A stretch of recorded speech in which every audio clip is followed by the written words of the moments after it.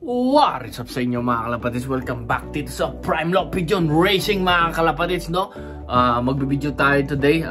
Update lang tayo sa mga natin, sa mga young bird natin na napisa, no? Mabilis ang video lang, walang editan kasi nakakatamad mag-edit mga kalapatids, no? Marami tayo inaasikaso. So for today's video, silipin natin yung mga inakay kasi malalaki na sila, mga 12 to 14 days old na yata, no? So samahan niyo ako today sa video na to. Let's go!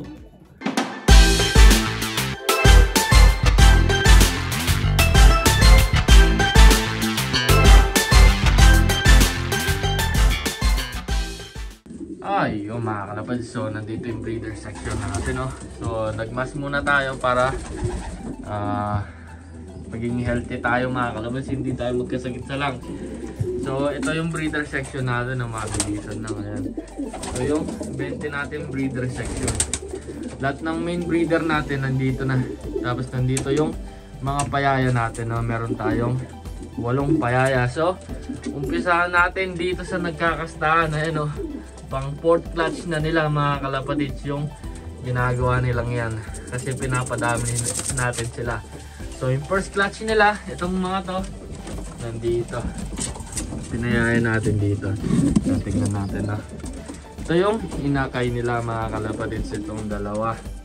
Bale, ito yung unang clutch nila, ayan, blue bar, tapos yung isa full blue bar, tapos yung isa is para magiging splash na may white flight. Ayan sila. Ayan yung magulang nila. Ayan yung inakuha natin this year. Ayan. Bali ito is inbreed Porsche 911. Tapos inbreed kay Thomas 6 mga kalapatids, no? Ayan sila. Ito yung nagyayaya. Baxter pin. Tapos ito box 1 natin. Kittel 120 line. Ito naman sila mga kalapatids. Malalaki. Ito yung napisa ng January 1. Pisa sila. Naglabas na ulit ng white flight. Ayan. So ito yung mga full sibling na mga lap champion natin, tsaka overall champion itong mga Kittel 120 line, no? Healthy. Tapos susunod itong Porsche 911 natin cross ng best Kittel naman. Ito yung inakay nila. Ayan. Hindi nagkakala yung size nila, difference lang is 3 to 4 days. Ayan naman yung inakay nila mga kalapatids, no? So yung isa mukhang magiging saddle. Ayan, no? Hindi ko lang alam yung buntot kung magiging puti o dark shaker, no? Pero ito yung inakay nila mga kalapatids. Itong best Kittel natin cross ng Porsche 911. Ayan sila. Sila yung nagpapisa.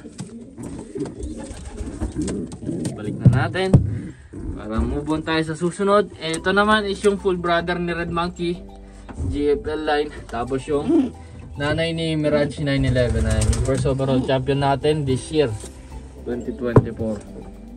Bale ito yung inakay nila mga kalapatids sa mga sunog. Ayan. Ito itim na itim, pati yung paa. Ayan, no? Tapos yung isa is light blue bar, the usual blue bar mga kalapatids. Ayan. Ito yung inakay nila. Healthy naman. So far is 22 na itlog, napisa 20 na nalagasan tayo ng dalawa. Yung isa di nakalabas yung shell, yung isa naapakan, namatay. Ayan, patay. So yung susunod naman, ayan, si Kittel 120, yung first overall champion natin nung 2023, nung baguhan tayo, pinakaunang year natin. Napa first overall natin to, ginawa natin breeder. So nandito naman is yung kapares niya na super champion. Bali yung nag first natin dun sa 5 bird category first race, ito yung nanay. Ayan, pinares natin siya dito sa ace bird natin. Ito yung mga inakay nila. Ayan, o. Hindi nagkakalayo yung mga edad, halos magkakapantay-pantay lang. Ayan. Ito, Kittel 120 cross na super champion Kittel. Bali parang ano sila, line breed sila ng Kittel. Ayan si Kittel 120, oh. Pagurang na ng pagurang. So yung susunod dito sa mga payaya natin is yung nandito naman is yung project Vandenberg natin ito. Yung tatay nila. Tapos yung bali yung tatay is inbred Wolverine Thomas 6 sa tatay side, tapos is inbred Kettle naman siya. Ayan. May dalawa siyang itlog, mapipisa na rin yan.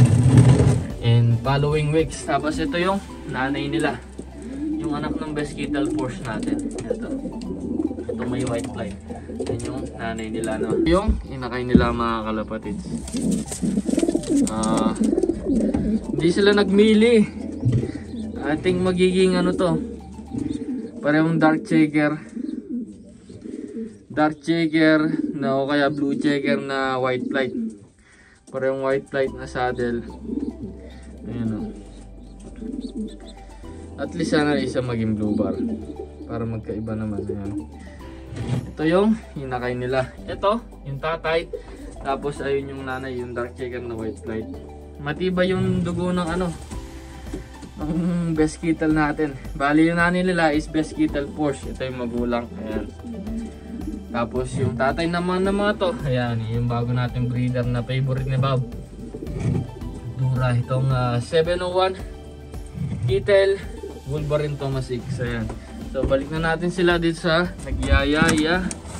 Tapos susunod naman is itong box 11 natin. Ayan. Bali, ito naman is yung magulang nila is nandito, box 11 natin. Bali, ito yung tatay, yung inbred na Kettle ni Sir Joven. Ayan. Tapos ito yung nanay. Ayan. Malalakas yung dugo ng mga to. Ayan. Bali, palahin na natin to pang stock natin, ginawa natin breeder.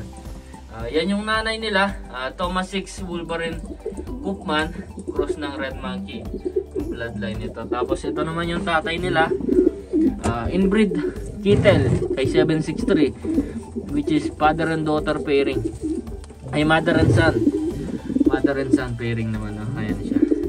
So pakita natin yung inakay nila. Ito ulit yung nanay mga kalapatids. Bali, ito yung inakay nila mga kalapatids. Ayan, sunog din. Ayan, kahit namili yung kapares. Tapos ito, ayan, may mga konti-konting splash, white flight. Ayan, pero mas malakas yung dugo ng nanay sa first clutch nila. So tingnan natin yung kalalabasan ng second clutch nila. So ito yung yaya natin. Ayan. Tapos yung panghuli, pangalawang panghuli is ito yung nanay nila, hindi natin pinayaya. Bali, ito yung Alphonse class natin, inbred sa family ng Constantine.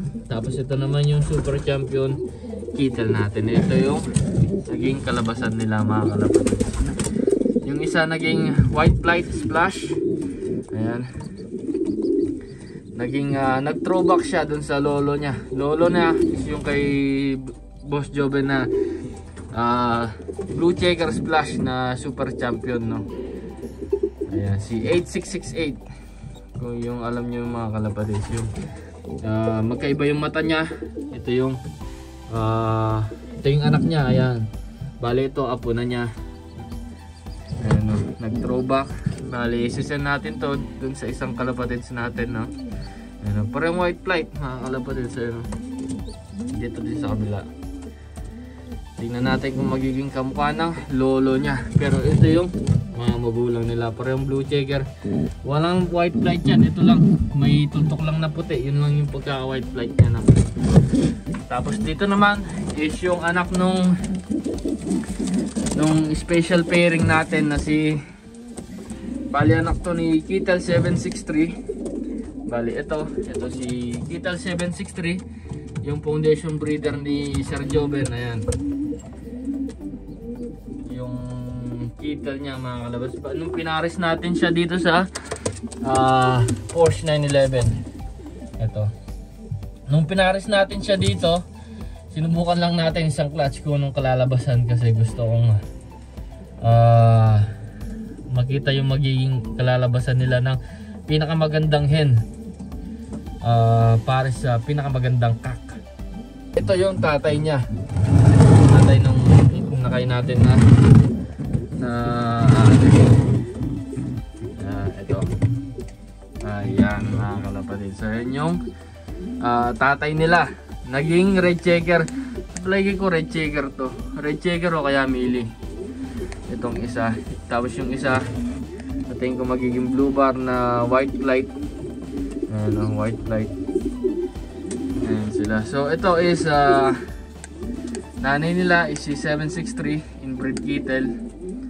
Tapos tatay nila itong best Kittel cross ng Porsche 911. Ayan. Bali ito yung anak nila mga kalapatid, no?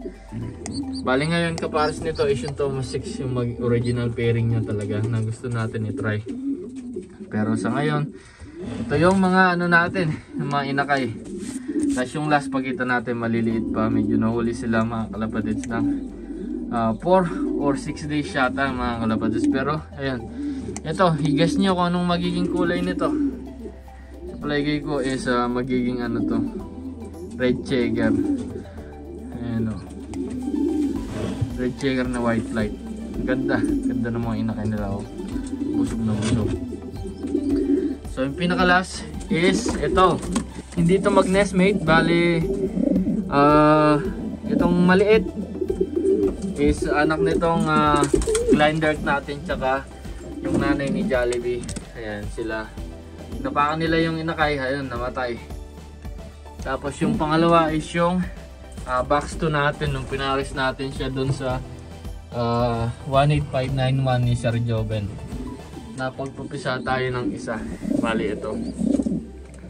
Bali ayos naman sila kahit na malaking difference sa size. Is magilas tong maliit na to talaga nagpapasuko mga kalapatids. Ayun, yun lang yung ano natin this first round ng breeding natin. Madami kaagad pero kailangan natin damihan kasi madami ding mawawala mga kalapatids, no? Ayan, so ito yung 2025 breeding natin. Meron tayong benting inakay. So abangan natin sila. So update natin. I-vlog ko ulit kapag i-winning ko sila ng mga kalapatids, no? Ayan, ito yung magulang ni Kittel 120, yung mga champion line natin. Ayan. Ayan, naglalandian na. In 17 days mangingitlog na itong mga kalapatids. Ayan. Tapos papayayan natin sila. Ayun mga kalapatids, no? Kung nagustuhan nyo itong video, like mo, i-share mo, i-subscribe mo dito sa Prime Legion Racing mga kalapatids, no? Ayun mga kalapatids, see you guys next vlog. Prime Locker from Edmonton, Alberta, Canada, representing Philippines. Ingat sa inyo mga kalapatids. Babush!